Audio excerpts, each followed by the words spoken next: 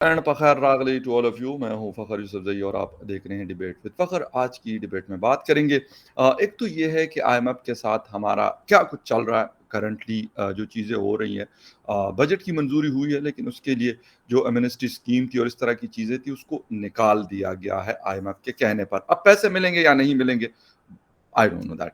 और साथ में दूसरी तरफ यानी बॉर्डर के उस पार Indian prime minister Narendra Modi साहब ने बड़ा अहम दौरा किया है, 3 बल्कि 4 रोज का यूएस का। और वहां से वो काहिरा में मौजूद है, वहां से उनको सबसे बड़ा सिविल अवार्ड भी मिला है।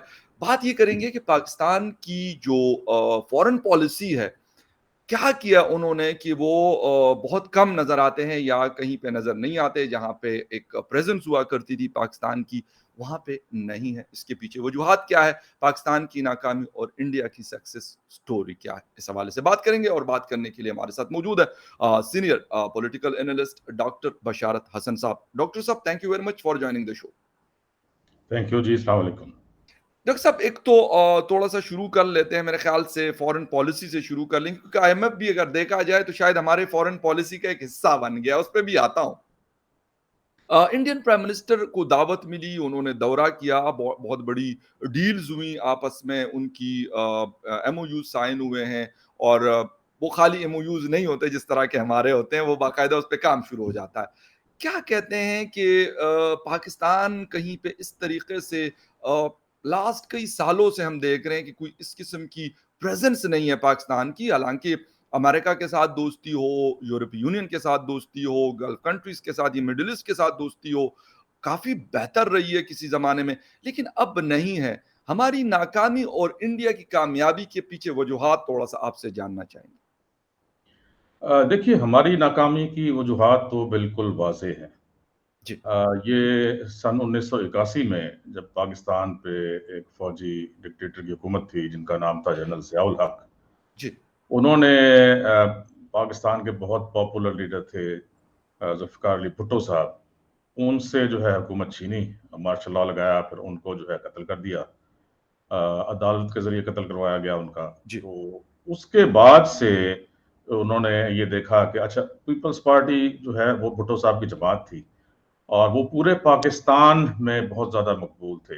जी। केपीके में उनकी बहुत बड़ी स्ट्रेंथ थी। बिल्कुल ठीक कह आफ्ताब रहे हैं। शेरपाओ साहब, उससे पहले उनके जी, भाई थे, जी। शेरपाओ साहब के बड़े भाई हयात पीपल्स शिरपाव पार्टी के साहब। लीडर थे, फयाज़ शेरपाओ साहब।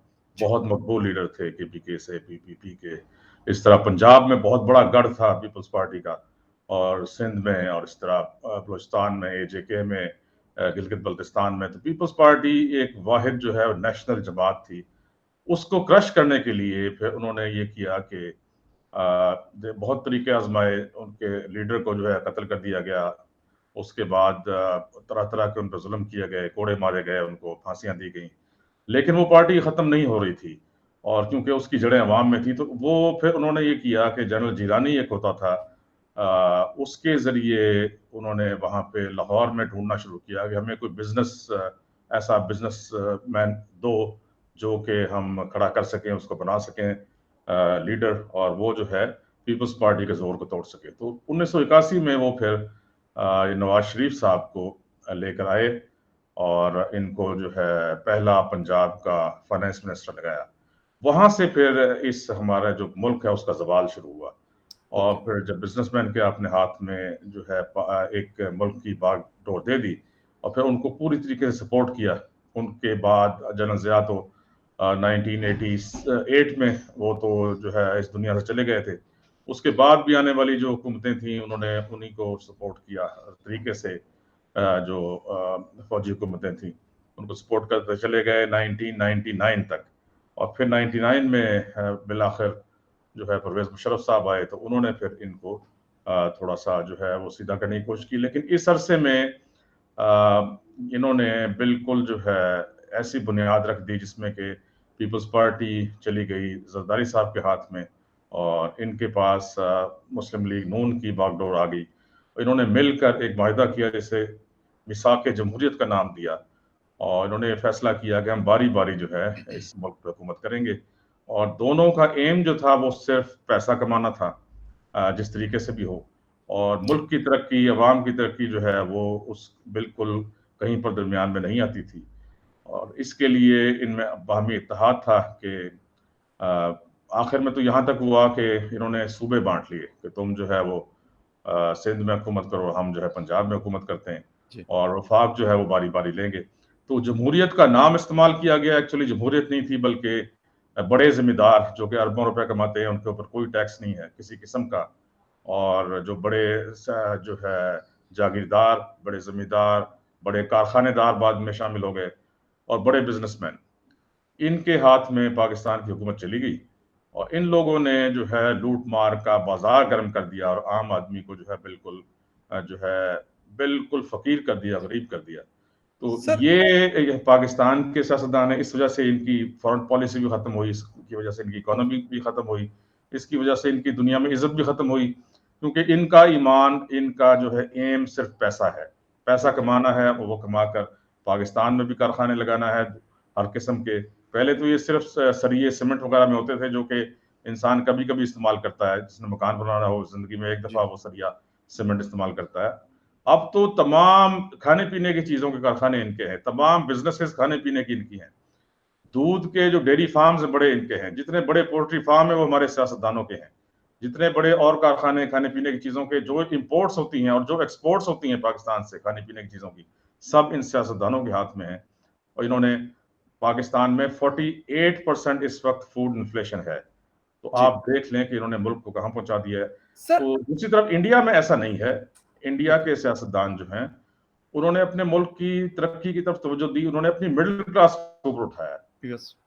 पाकिस्तान में मिडिल क्लास को क्रश कर दिया गया है, गरीब को गरीब तर कर दिया गया, अमीर को अमीर तर कर दिया गया, और मिडिल क्लास को बिल्कुल क्रश कर दिया गया, जो एजुकेटेड क्लास होती है, जो मुल्कों को लेकर ऊपर उठती है। इंडिया में मिडिल क्लास जो है उसने बहुत ज्यादा तरक्की की है, तो बिल्कुल। गरीब वहां बहुत ज्यादा हैं, पाकिस्तान से उनकी तादाद कम से कम 5-6 गुना ज्यादा होगी आबादी के लिहाज से।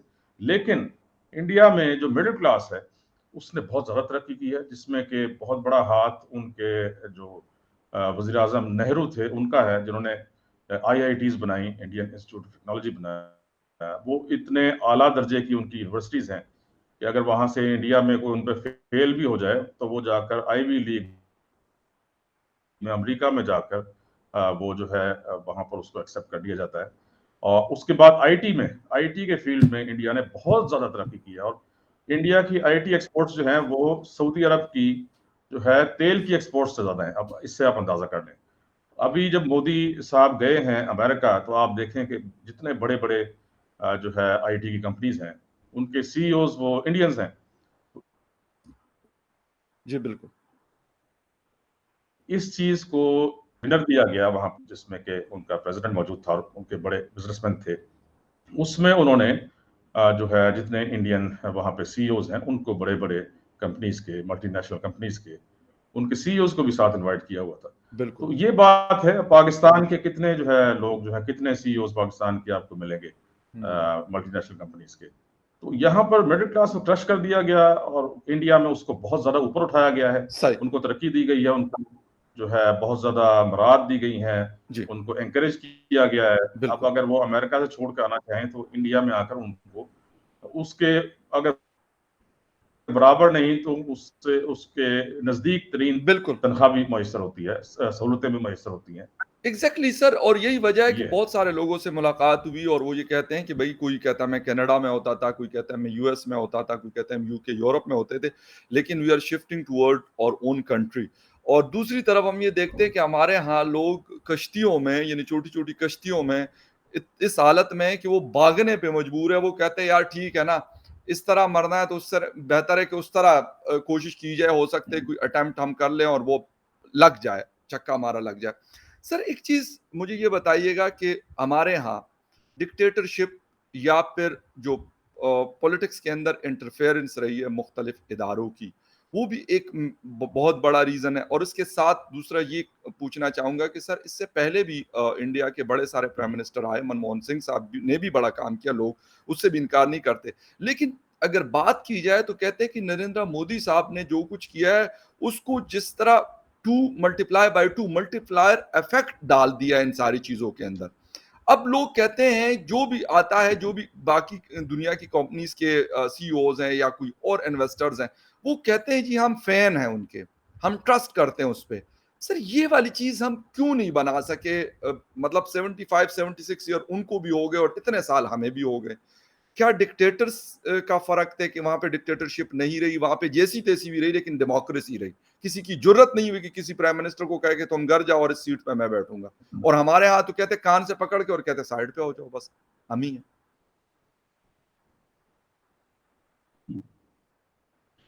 मैं गए हैं बेचारे 700 के करीब उस किश्ती में थे, जिसमें जी, से 3 साढ़े 300 पाकिस्तानी थे, जिसमें ज़्यादातर डूब गए। देखें, बात ये है कि आपके जो लीडर्स हैं, उनको ये होश नहीं है कि वो अवाम को गाइड करें कि अगर तुम इस वक़्त माशी तौर पर एक बहरान से मुल्क गुज़र रहा है, तो उसमें किस तरीके से तुमने कोप करना है, किस तरीके से तुमने ज़िंदा रहना है, अपने ख़ानदान को पालना है। देखें, ये जितने भी गए हैं, ये 28-30 लाख रुपए पर हेड देकर बिल्कुल। गए हैं, जी, इंसानी स्मगलर्स को। ठीक है जी, 28-30 लाख रुपए एक-एक आदमी ने दिया है, इन्होंने अपनी ज़मीनें बेची हैं, इन्होंने अपने खानदान के 4-4 आदमी गए। अब 4-4 आदमियों के 30-30 लाख दिए हैं, तो 1 1 करोड़ करोड़ 20 लाख। 20 लाख बनते हैं एक फैमिली से बनते हैं। अब मुझे ये बताएँ कि इतने पैसे में इवन के 30 लाख जो एक आदमी देता है, 28-30 लाख रुपए, इसमें पाकिस्तान में एक अच्छा छोटा-मोटा कारोबार जो है जी, वो शुरू हो जाता है। राइट, तो ये ज़िम्मेदारी थी हुकूमत की कि ये अभी भी है कि ये लोगों को गाइड करें कि तुमने किस तरीके से छोटा कारोबार करना है। तुम बाहर ना जाओ, लेकिन किसी किस्म का अवाम से तो राब्ता है नहीं। हुकूमत जो है वो सिर्फ़ इमरान खान को ख़त्म करने पे लगी हुई है, उसकी पार्टी को। बिल्कुल। और इमरान जी, खान जो है अपनी बेवकूफ़ी में वो अपने पैरों पे कुल्हाड़ी बिल्कुल मारने ठीक पर है। लगा हुआ है। बेशक, ठीक है ना जी? बिल्कुल ठीक है। तो ये इनको अवाम का किसी को ज़रा-सा भी ख़्याल नहीं है। ना कभी इमरान खान ने महँगाई के ऊपर कोई बात की, उसने कोशिश बिल्कुल, की कि अवाम को महँगाई के ऊपर जो है बाहर निकाले, और ना इन लोगों ने कोशिश की कि अब इनके हाथ में हुकूमत है और अवाम बिल्कुल। इमरान खान की हुई 4 गुना 5 गुना महँगाई से बहुत तंग थे। ये महँगाई कम करते, बल्कि इन्होंने आते के साथ ही भूखों की तरह जैसे पे को बुरी तरह लूटना शुरू कर दिया, अवाम को लूटना शुरू कर दिया। तो ये सूरत-ए-हाल यहाँ पर है। अब रोज़गार की जी। तलाश में उस किश्ती में जाते हैं और वो बहुत सारे डूब जाते हैं। दूसरी तरफ एक पाकि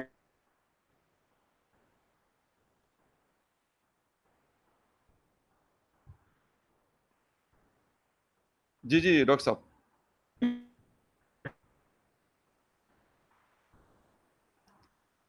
हाँ, डॉक्टर साहब।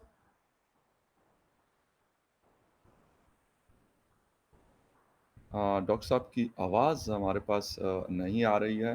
देखते हैं कि उनके बेहतरीन अक्कासी करता है कि आपने ध्यान में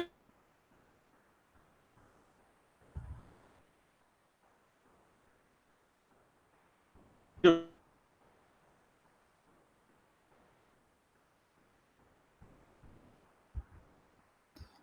डॉक्टर साहब की आवाज़ एक्चुअली हमें हमारे पास नहीं आ रही है और देखते हैं अगर वो दोबारा हमसे इन कॉन्टैक्ट हो जाते हैं, तो फिर हम उनसे यही पूछना चाह रहे थे कि एक तरफ उन कंट्रीज़ में लोग अपनी नेशनैलिटीज़ को छोड़कर इंडिया में आ रहे हैं और दूसरी तरफ हमारे पाकिस्तान के नौजवान 30-30 लाख रुपए देकर किश्तियों में बैठकर और यूरोप की तरफ जाना चाहते हैं। एक बहुत बड़ा डिफ़रेंस है कि बॉर्डर के इस तरफ और बॉर्डर के उस तरफ। और मोदी साहब एक तकरीब से खिताब कर रहे थे, उन्होंने कहा कि भई बहुत टाइम हमने ज़ाया कर लिया इन लोगों के ऊपर, यानी इस कंट्री के साथ हमारे जो डिस्प्यूट्स रहे या जो कुछ भी रहा, तो वो कहते रहे कि जी अब हमने इसकी तरफ नहीं जाना, बल्कि हमने एक काम करना है, बॉर्डर के इस तरफ हमने सिर्फ़ तरक्की की बात करनी है, मुल्क के प्रोग्रेस की बात करनी है, मुल्क को आगे ले जाने की बात करनी है। मेरे ख़्याल में ये एक बहुत बड़ी चीज़ है, लेकिन जब हम देखते हैं तो वही डॉक्टर साहब वाली बात है कि हमारी हुकूमत की जो टॉप प्रायोरिटीज़ में से अगर कोई चीज़ है, तो वो क्या है? जी, इमरान खान को ये करना है, तो इमरान खान को वो करना है। सर, आप कह रहे थे कि एक तरफ हमारे लोग कश्तियों में जा रहे हैं, दूसरी तरफ इंडिया के जो लोग हैं, वो अमेरिका, यूरोप, कनाडा, बड़े-बड़े कंट्रीज़ के नेशनैलिटीज़ को छोड़ के अपने मुल्क में आ रहे हैं। इस पे थोड़ा-सा आप कुछ बता रहे थे, लेकिन आपकी आवाज़ हमें सुनाई नहीं दे रही थी, तो प्लीज़ आपका टेक इस पे चाहूँगा। जी, मैं ये बता रहा था कि तज़ाद देखें कि एक तरफ पाकिस्तानी हैं जो कि रोज़गार की तलाश में बाहर जा रहे हैं, वो डूब रहे हैं। एक तरफ बिलियनेयर पाकिस्तानी हैं जो कि एक जो है सबमर्सिबल एक वेसल में टाइटन में वो डूब गए टाइटैनिक की जो है वो सियाहत करते हुए। जी, ये पाकिस्तान की एक्चुअल मुआशरे की अक्कासी करता है कि आपने एक तरफ बहुत ज़्यादा अमीर लोग पैदा कर दिए हैं, बिलियनियर्स पैदा कर दिए हैं और एक तरफ आपने बिल्कुल गरीब लोग जो कि रोज़गार के लिए तंग हैं, जी, परेशान हैं और दोनों डूब रहे हैं। तो यही this is because of uneven distribution of wealth कि आपने जी, जो है मिडल क्लास को ख़त्म किया है, आपने गरीब को गरीब-तर कर दिया, अमीर को अमीर-तर कर दिया है। यही हाल इंडिया में है, इंडिया में भी अनइवन डिस्ट्रीब्यूशन ऑफ वेल्थ है। जी, वहाँ भी बहुत अमीर लोग हैं, पाकिस्तान से बहुत ज़्यादा मिलियनेयर्स हैं, बिलियनेयर्स हैं वहाँ पर जी, और वहाँ पर मिडल क्लास बहुत ज़्यादा स्ट्रॉन्ग है, लेकिन वहाँ के जो गरीब हैं, उन तक वो दौलत नहीं पहुँचती। वो जी, उनका हाल भी पाकिस्तान से बुरा है, उनके जी, गरीबों का हाल। जी, और क्योंकि आबादी उनकी बहुत ज़्यादा है, तो उनके गरीब भी पाकिस्तान से 5-6 गुना ज़्यादा हैं। ओके, ये इस चीज़ को हमें एड्रेस करना है, दोनों मुल्कों में करना है कि जी, जो अनइवन तक़सीम है दौलत की, उसको ख़त्म करें और इसको जैसे कि यूरोप ने किया, जैसे कि अमेरिका ने किया। यूरोप में फ्रेंच रेवोल्यूशन से पहले यही हाल था, जो अब हमारे मुल्कों में है जिस तरीके से। ओके, वहाँ पे जब फ्रेंच रेवोल्यूशन आया और उन्होंने जो है कत्ल किया वहाँ के बादशाह को, मलका को और जो है वहाँ पे एक रेवोल्यूशन आया। उसके बाद इंग्लैंड वालों ने भी देखा, बाकी बादशाहतों ने भी देखा कि हमें जो है अपने अवाम को ताकत देनी पड़ेगी और इनको ओके, जो है इक़्तिदार में शरीक करना पड़ेगा। तो फिर उन्होंने ऐसे जी, के पार्लियामेंट को स्ट्रॉन्ग की। लेकिन वो पढ़ी लिखी कौम है, वहाँ पार्लियामेंट स्ट्रॉन्ग हो तो वो अवाम के लिए काम करता है। लेकिन अब मैं नाम सिर्फ लेते हैं और एक्चुअली करते क्या हैं। जिस दिन डिक्टेटर कहते हैं परवेज़ मुशर्रफ साहब को, उनको पाकिस्तान से निकाला गया, हुकूमत से निकाला गया, 2008 की बात है, जी, 2008 बहुत पुरानी जी, बात नहीं है। उस दिन पाकिस्तान में ₹2 का नान और ₹13 का किलो आटा मिलता था और गंदम की सपोर्ट प्राइस जो थी जिस पर हुकूमत खरीदती है वो ₹400 मन थी। जैसे ही उनको निकाल कर पहली जमहूरी हुकूमत आती है, मैं जमहूरियत का आपको बता रहा हूँ, जी, सपोर्ट प्राइस 400 से बढ़ाकर ₹900 कर देते हैं। ये पीपल्स पार्टी की हुकूमत आई थी 2008 में। जी, दूसरी जमहूरी हुकूमत आती है 2013 में नवाज शरीफ साहब की सो कॉल्ड जमहूरी हुकूमत। वो जो ₹900 मन सपोर्ट प्राइस थी गंदम की, उसको कर देते हैं ₹1350 मन। रोटी की प्राइस जो है जो ₹4 हो गई थी, ₹2 मुशर्रफ साहब के ज़माने में, ₹4 जो है पीपल्स पार्टी ने की और इन्होंने ₹6 कर दी, 6 हुँ, से ₹8 का नान बिकना शुरू हुआ। उसके बाद आती है तीसरी जमहूरी हुकूमत, ये इमरान खान साहब की। ये जो है गंदम की सपोर्ट प्राइस को 2000 और ₹2200 कर देते हैं, वो 1350 से बढ़ाकर और आटा जो है वो जो ₹13 किलो बिक रहा था मुशर्रफ साहब के ज़माने में, वो जी, रोटी है, नान है, वो हो जाता है आपका 20 से ₹25 का। अब चौथी जमहूरी हुकूमत आती है, तो ये अभी अवाम को किस तरह नुकसान पहुँचा रही है हमारी सो जी, कॉल्ड जमहूरी हुकूमतें। तो ये जब जी, आती है पीडीएम की हुकूमत, ये 2022 में आती है, तो जो ₹2200 मन आटे की सपोर्ट प्राइस थी, इसको ये ₹4000 ले जाते हैं, ज़मींदारों को राइट, फ़ायदा देने के लिए और आपको पता है कि राइट, ज़मींदारों के ऊपर कोई टैक्स नहीं है। वो जी, ₹4000 पे ले जाते हैं। कहाँ मुशर्रफ के ज़माने में ₹400 थी, अब ये 4000 ले गए। पूरे 10 सही, गुना ज़्यादा 1000% increase in the price of support price of wheat और उसकी वजह से आपका जो रोटी है आपकी, वो नान ₹30 का हो जाता है और जो आपका आटा है वो ₹180 170 से ₹180 किलो हो जाता है। ठीक है। अच्छा सर हमने तो ठीक है, वो चीज़ें तो की, ये ठीक है। है जमहूरियत जो कि पाकिस्तान में जिस तरीके की सर मुझे मुझे सिर्फ़ ये बताइएगा कि हमारे अभी प्राइम मिनिस्टर साहब फ्रांस गए थे, ठीक है? हम फ्रांस गए तो हमने यही कोशिश की कि यार उनसे कुछ माँगा-ताँगा जाए, एमबीएस से मुलाकात और ये सारा कुछ। उसके जवाब में इंडियन प्राइम मिनिस्टर जाते हैं, वो कहते हैं जी अमेरिका उनके सामने पूरी एक जिसे कहते हैं ना कि पूरी दुनिया बिछाई हुई है सर, ये है, ये है, ये प्लीज़ अगर आप एक्सेप्ट कर लें। फिर वो इजिप्ट आते हैं तो वहाँ पे सबसे बड़ा सिविल अवार्ड उनको दिया जाता है। इस पे थोड़ा-सा आपका टेक चाहूँगा कि ह सर हम बाकी चीज़ें तो ठीक है, मैं मान लेता हूँ महँगाई और ये भी एक बड़ा मसला है। जी। लेकिन सर इंटरनेशनली हमने क्या किया उसके ऊपर मुझे थोड़ा-सा आपका कमेंट चाहिए। देखिए मैं इस पे डिटेल में आपको बताना चाहूँगा। ऐसा है कि इंडिया को अब वो ये समझते हैं कि यहाँ पर ये आईटी का हब है। आईटी के स्पेशलिस्ट इंडिया में हैं जी। उन्होंने फिर सेमीकंडक्टर्स की जो है मैन्युफैक्चरिंग के लिए इंडिया को अब चूज किया है। इंडिया में यस। वर्क में पहले उनकी सारी इंडस्ट्री शिफ्ट हुई है, अमेरिका से, यूरोप से, ऑस्ट्रेलिया से। लेकिन अब वो चाहते हैं चाइना को कंटेन करना, क्योंकि चाइना एक बहुत बड़ी इकोनॉमिक ताकत बन चुका है। अमेरिका अब ये चाहता है कि चाइना के बजाय इंडिया में जो है अपनी इंडस्ट्री को शिफ्ट किया जाए, स्पेशली सेमीकंडक्टर्स की, जी। स्पेशली एयरक्राफ्ट इंजन्स की, स्पेशली और इस तरह की जो हाईटेक इंडस्ट्री है, उसको वो अब इंडिया शिफ्ट करना चाहते हैं। उस सिलसिले में इन्होंने एग्रीमेंट्स किए हैं और जो है सेमीकंडक्टर्स अब इंडिया में बनेंगे, जो लेटेस्ट है टेक्नोलॉजी वो शिफ्ट करेंगे इंडिया को। इस तरह एयरक्राफ्ट इंजन्स हैं, वो बिल्कुल। अब इंडिया में बनेंगे। लेकिन इसके साथ ही अब देखें ना, इसमें बैलेंस की बहुत ज्यादा जरूरत है। एक तरफ तो वो टेक्नोलॉजी ट्रांसफर कर रहे हैं, चलो एयरक्राफ्ट इंजन बनते हैं, वो एक बात है, लेकिन अब वो एक ऐसी टेक्नोलॉजी इंडिया के साथ इंडिया को शिफ्ट कर रहे हैं जो कि ड्रोन्स हैं, जो लेटेस्ट ड्रोन्स हैं। वो जो टेक्नोलॉजी है वो चाइना के खिलाफ इस्तेमाल नहीं होगी। इंडिया को उन्होंने ये कहकर वो दे रहे हैं और ये केस अपना कांग्रेस में लेकर जाएंगे कि ये ड्रोन्स जो हैं ये चाइना की एक्सपेंशनिस्ट पॉलिसी सो कॉल्ड जो है उसको कंटेन करने के लिए हम इस्तेमाल करेंगे, जबकि चाइना की कोई एक्सपेंशनिस्ट जो है ना वो ऐसी पॉलिसी नहीं है कि वो एक्सपेंशन की तरफ जा रहा हो, उसने किसी मुल्क पर कब्जा किया हो।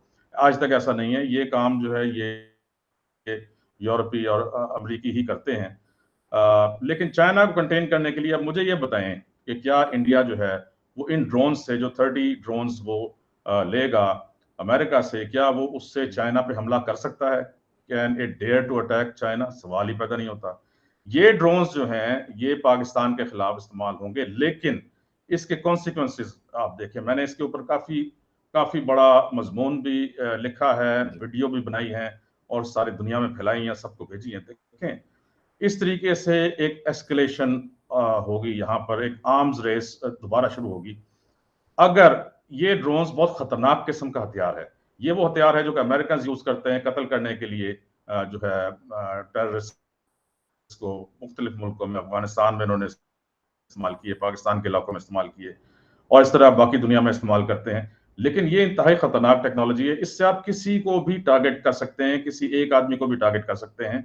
और जी। इसमें ऐसे मिसाइल यूज होते हैं जिससे कि इन्होंने अलकायदा के खिलाफ इस्तेमाल किया कि आप जो है वो ये रोशनदान के जरिए, खिड़की के जरिए किसी भी घर में जाके और स्पेसिफिक उसी आदमी को कत्ल कर सकता है जिसको कत्ल करना चाहते हो। जी। अब अगर जो है इंडिया कल को इस तरह का जो है ड्रोन इस्तेमाल करता है और वो कहता है कि पाकिस्तान में फलानी जगह एक आदमी बैठा हुआ है, ये जो है इंडिया का दुश्मन है, इसने इंडिया पे हमला किया है नहीं किया है, अगर वो कहते हैं कि यहाँ पर है और जी। वो उस पर हमला करते हैं, उस ड्रोन के जरिए करते हैं, मुझे ये बताएं कि क्या पाकिस्तान रिटेलिएट नहीं करेगा?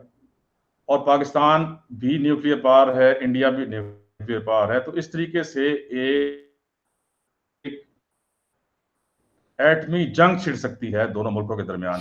इस तरह के खतरनाक हथियार जो है इंडिया को देने से, जितनी ये बाकी लेटेस्ट टेक्नोलॉजी इंडिया को दे रहे हैं वो बहुत अच्छी बात है, सेमीकंडक्टर्स दें, जो कुछ करें वहां बना उसकी टेक्नोलॉजी दें।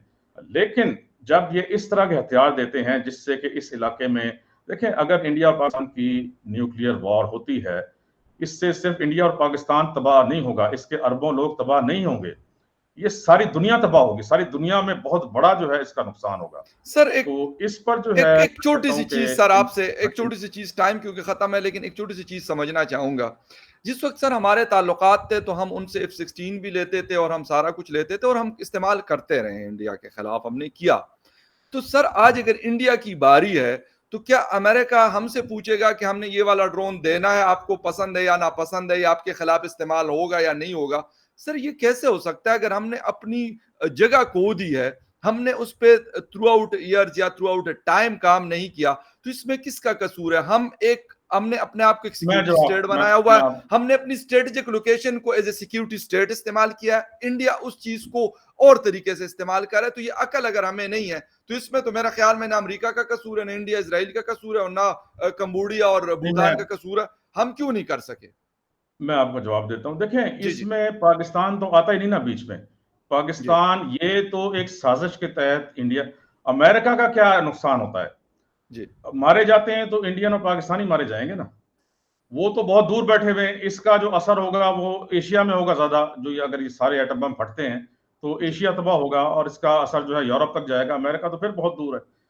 ये बड़ी चालाकी के साथ काम किया जा रहा है। एक तो $3 बिलियन इंडिया जैसी गरीब कौम को, जहां पे पाकिस्तान से 5 गुना ज्यादा गरीब है, $3 बिलियन उनसे खर्च कराए जा रहे हैं इन ड्रोन्स के ऊपर।